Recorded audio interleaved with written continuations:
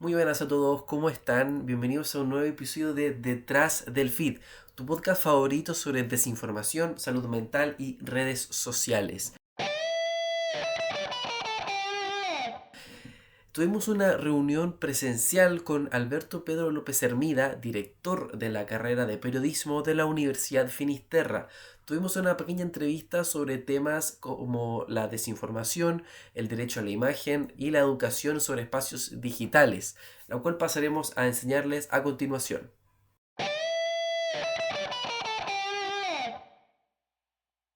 La primera pregunta que le hicimos a Alberto Pedro fue sobre el racismo. Casos como Germán Naranjo en Chile y Ignacio Mulas en Brasil han preocupado y han hecho notar el racismo y el discurso de odio en redes sociales. Le preguntamos sobre cómo las redes sociales han cambiado y han evolucionado estos discursos de odio frente a la población, generando las famosas funas. Bueno, es un hecho que el racismo ha existido desde hace mucho antes que la digitalización y las redes sociales, pero evidentemente las redes sociales lo que hacen es funcionar como una caja de resonancia inmensa, tanto temporal, en el sentido que la exposición es muy rápida, la viralización es muy rápida, y espacial, o sea, se expande por más allá de las fronteras, etc. Antes cualquier situación de racismo, por ejemplo, quedaba dentro de un estadio de fútbol, quedaba dentro de una ciudad, dentro del pueblo, dentro de, no sé, del país incluso. Pero ya esto es, claro, es demasiado rápido, demasiado extendido, y estos dos casos que tú comentas, al cual me atrevería a sumar el caso de una chilena que entiendo que también tuvo dificultad, o una argentina que tuvo dificultad en Brasil, por lo mismo, digamos, por racismo. Sí, yo creo que y además al ser tan rápido la expansión, la viralización, genera un juicio de parte de la opinión pública también muy rápido y contundente. O sea, la opinión pública, por llamarlo de algún modo 2.0, la que está en las redes sociales, es tremendamente fustigadora con este tipo de conductas, lo cual tiene su lado bueno y su lado malo. Su principal lado malo es que, bueno, desde luego que se enjuicia sin ningún tipo de proceso, ni ningún tipo, ni en nada, digamos. Pero otra cosa muy mala es que también pasa muy rápido. O sea, no, creo que nos hemos olvidado bastante. Si se mantiene el tema del brasileño es porque está detenido, del chileno que está allá es porque está detenido. Entonces cualquier noticia judicial se reactiva el tema. Pero yo creo que en redes sociales como trending topic ya pasó, digamos. O sea, entonces explota, fustigamos, decimos eres un infeliz, incluso lo eliminamos y eso desaparece muy rápido. Entonces tiene esas dinámicas que son muy distintas a como era antes sin redes sociales.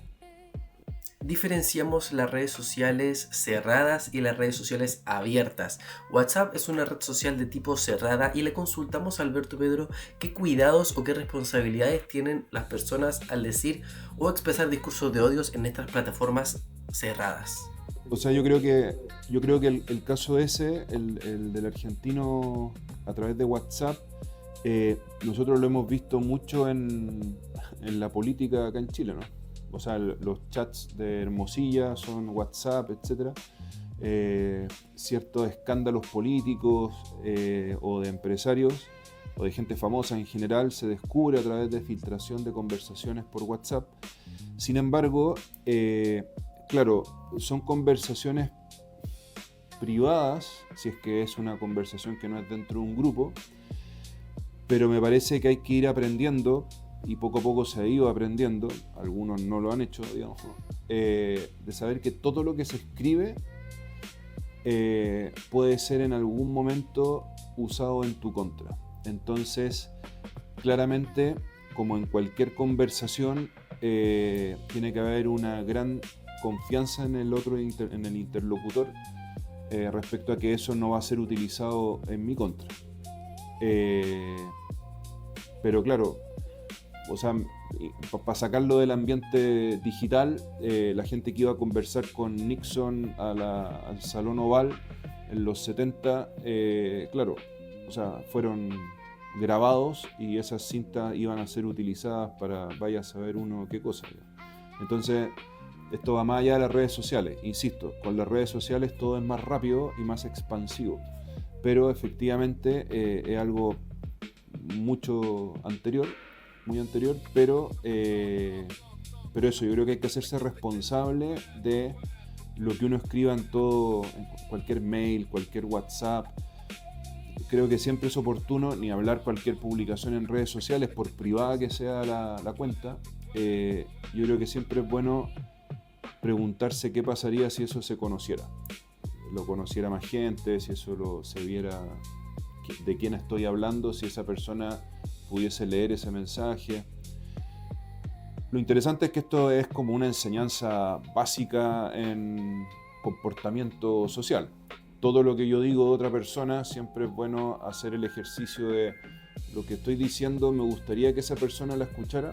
Si alguien dijera eso mismo de mí, me gustaría saberlo. Yo creo que eso es un filtro al menos ético, como para mantener una sociedad en paz. ¿Es difícil? Obvio. Hemos tropezado todos, desde luego, pero me parece que es la misma vara la que se ocupa para la conversación informal como para la que va a través de las redes sociales. Entendiendo que las redes sociales son abiertas y que cualquier persona en cualquier parte del mundo puede ver cualquier tipo de publicación, le preguntamos cómo influye el contexto de cada país con cierta publicación, con el ejemplo de Ignacio Murias en Brasil. Para personas de Brasil es súper ofensivo el comentario que se mandó, y para Chile, por ejemplo, no es tan ofensivo, sino es tanto cómico. Entonces le preguntamos cómo puede influir el contexto de cada país en redes sociales. Sí, o sea, desde luego en las redes sociales, de más está decir que no hay frontera. Claramente no hay espacio para las fronteras. Entonces, como bien se sabe, todo acto de comunicación, ya sea fuera o dentro, por ejemplo, de las redes sociales, se da dentro de un contexto espacial y de un contexto temporal. Ahora, esta precaución de la que hablábamos antes, a la hora de comunicar, me parece que hay que tenerla también considerando qué pasa si en 5 años más este tweet me lo sacan en cara. Por ejemplo, tweets que han sacado de diputados, de ciertas autoridades que han sido electas o nombradas, tweets de hace 10 años atrás, 15 años atrás, claro, tienen un peso, que hay que leerlos en contexto, desde luego, pero tienen un peso que perjudica. Me parece que un ejemplo como muy icónico en Chile recientemente ha sido durante todo el gobierno del expresidente Boric, que como que casi había una sección en redes sociales que era que siempre había un tuit del diputado Boric. Entonces, como que cada cosa que decía como presidente siempre había un tuit de él como diputado diciendo básicamente lo contrario. Entonces, claro, algunas cosas son son menores, digamos, y es evidente que hay que entender que en una era diputado, digamos, dentro de 155, pero en la otra era el presidente de la República, entonces evidentemente tiene que moderarse en ciertas cosas.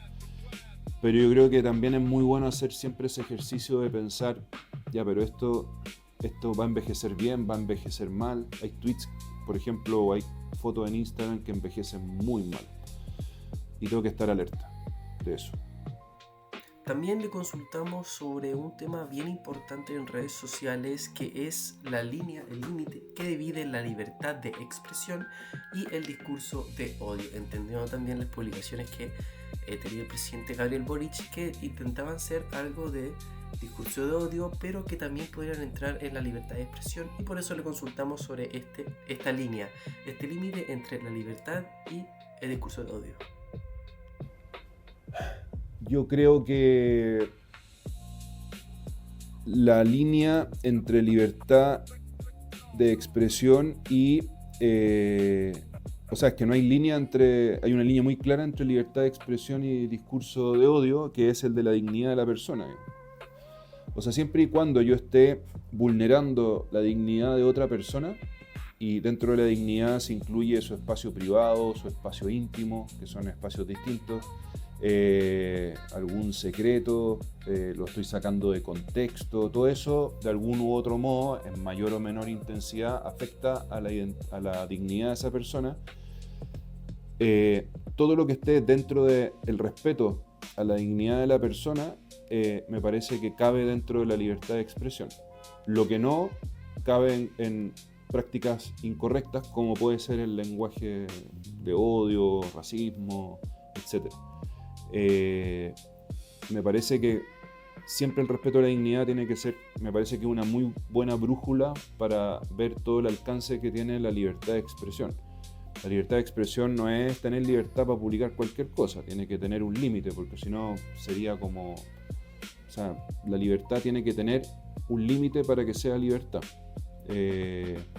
Entonces, la libertad de expresión, si yo le pongo el límite de la dignidad de la persona, efectivamente es muy, muy libre. O sea, incluso con personas como pueden ser criminales, como pueden ser personas que piensan totalmente distinto a uno, como pueden ser, no sé, un genocida, o sea, un tipo que realmente merezca, si es que lo merece, digamos, no sé, ser encarcelado, no sé, si es que existiese la pena de muerte, lo que sea,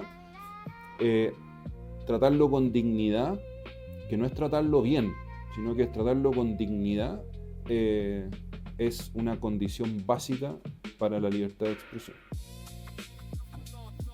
Entendiendo también que estas funas son bastante volátiles para las personas jóvenes o los niños, por ejemplo, en un colegio, le preguntamos sobre el rol de la educación, la familia, el Estado, sobre la protección y la educación frente a la digitalización. ¿Qué deben hacer estos actores sociales para proteger y para educar digitalmente a los jóvenes de nuestro país? Uy, el rol es inmenso porque, a ver, me parece que tiendo a pensar que hay varios jugadores acá que son relevantes. Desde luego hay un poder político que tiene cierta responsabilidad en cuanto, por ejemplo, generar políticas públicas, generar leyes que restrinjan acceso, que restrinjan la publicación de cierto tipo de contenido que per se va en contra de la dignidad de la persona. Pienso, no sé, en contenido pornográfico, ni hablar de pornografía infantil.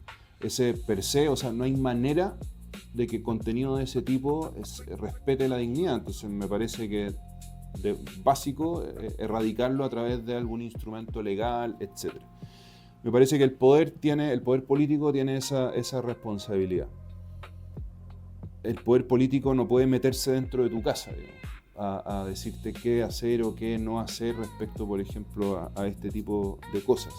Ahora bien, dentro de la casa, ahí viene una responsabilidad de la sociedad, de las familias, etcétera, de los padres, de los que somos padres respecto a nuestros hijos, respecto a enseñar tempranamente a los hijos a usar instrumentos digitales, pero usar también los aparatos, digamos, o sea, ocupar el celular, ocupar un computador, saber bien cuáles son los riesgos desde temprano.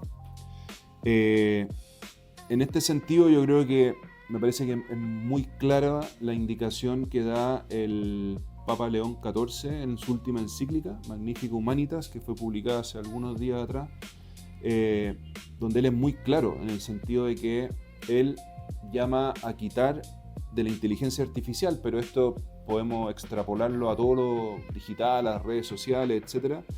Él es muy claro en que hay que quitarle la lógica armamentística de intentar tener más seguidores para aplastar al otro, tener más alcance para humillar a otro, tener mejores herramientas para poder ser superior a otro.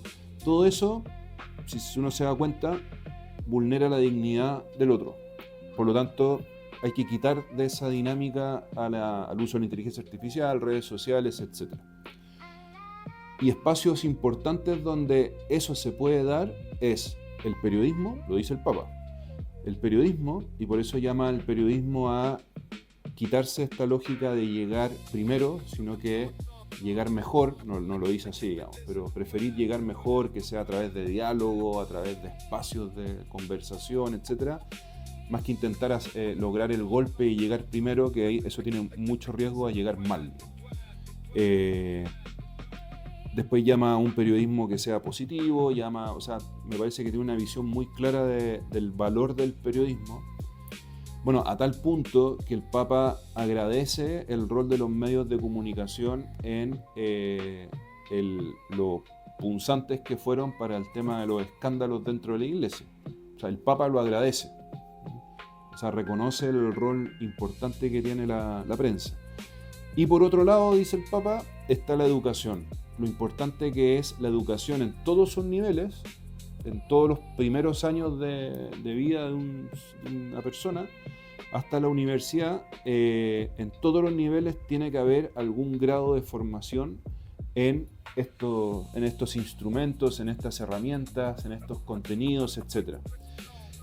Y en ese sentido es interesante porque todo lo que he hablado a veces puede chocar. Por ejemplo, acá en Chile tenemos una ley que, de modo general, prohíbe el uso de celulares y redes sociales, etcétera, hasta los 16 años, si mal no recuerdo, bien, en los colegios. Ahora, muchos colegios, me consta, se han agarrado de esto para decir se erradica todo lo que sea pantalla y así me libero de cualquier problema. El punto es que le estoy dando demasiada responsabilidad primero a los padres, o sea, que la tienen, son los primeros educadores, pero básicamente los alumnos pasan 8 horas en el colegio. Entonces son 8 horas en las que les prohíbo usar algo que, hay que ser sinceros, lo van a necesitar por el resto de su vida, como herramienta de trabajo, herramienta de relaciones sociales, etc. Entonces, apoyarse en eso y prohibir de plano el uso de celulares, por ejemplo, en los colegios, genera un efecto que ya estamos viendo en las universidades, que es que llegan estudiantes de 18 años que no podían ocupar el celular en sus salas de clases y por primera vez tienen una clase a los 18, 19 años con un celular sobre la mesa. Ahí. Entonces, como no fueron educados en lo que eso significa, pasan todo el rato mirando el celular, se distraen, dejan las notificaciones encendidas, ¿sí?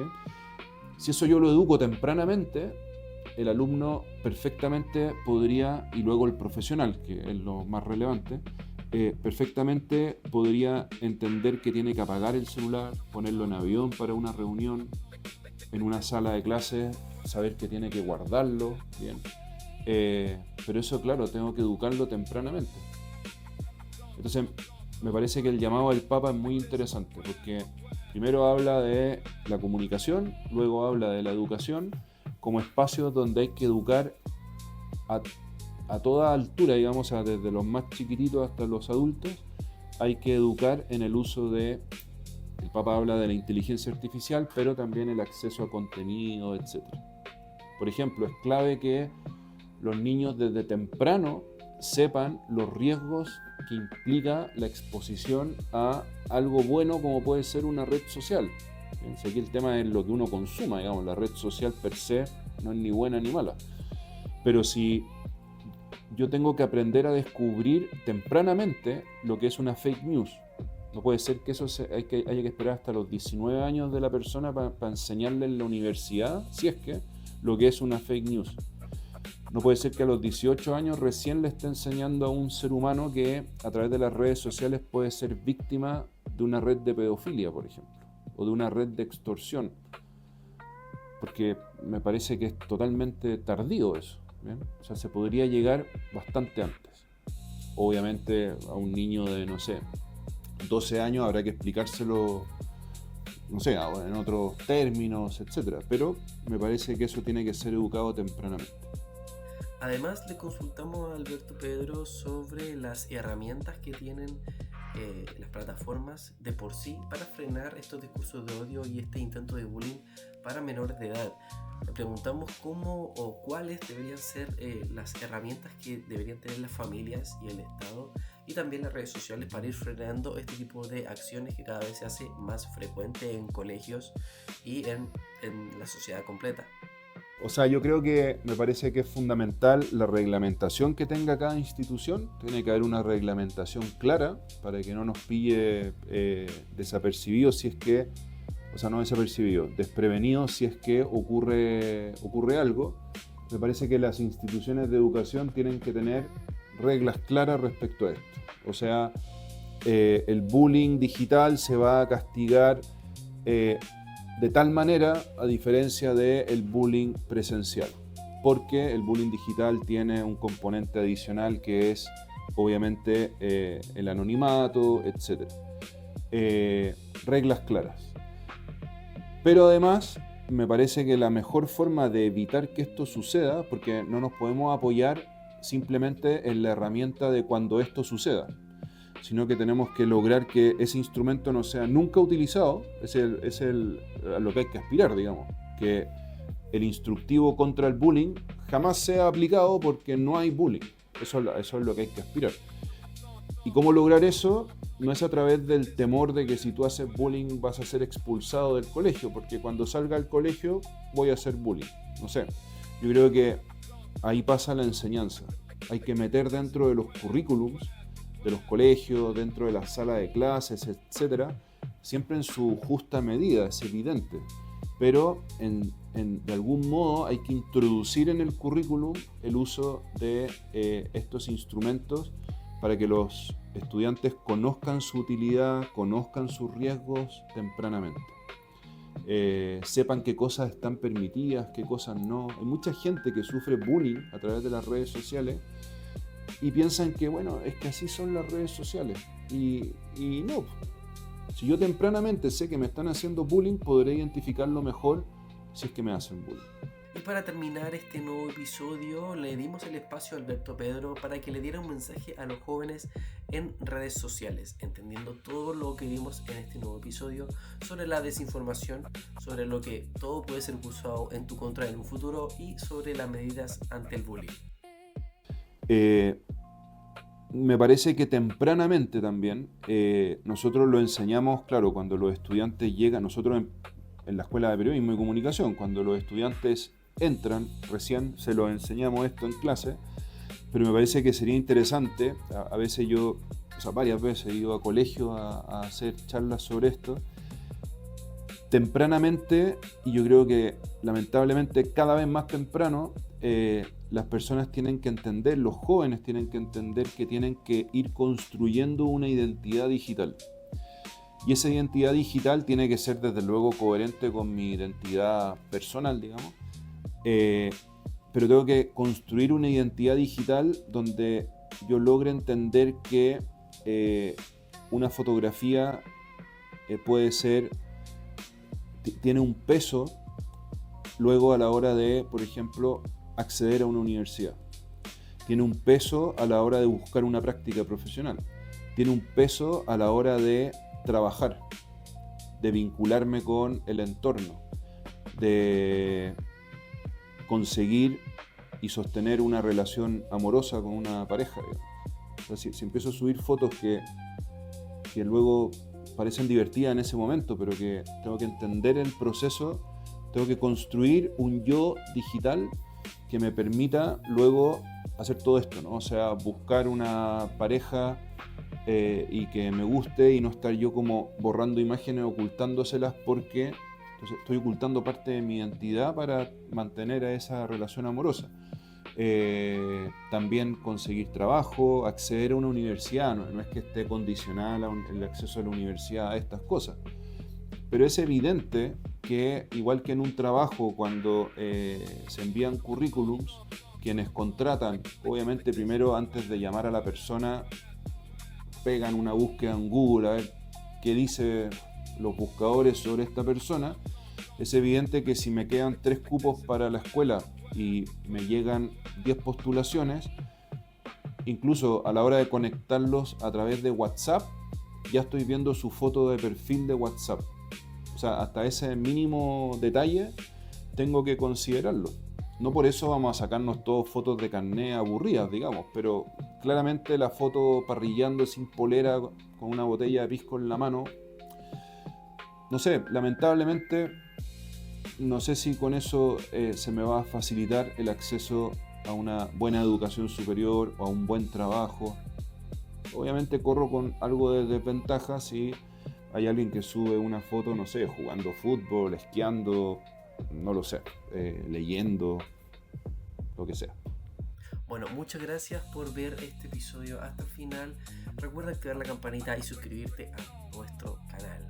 Espéranos en la siguiente semana con nuestra nueva entrevista con una nutricionista sobre desinformación alimentaria. Chao, chao. Muy bien, muchas gracias.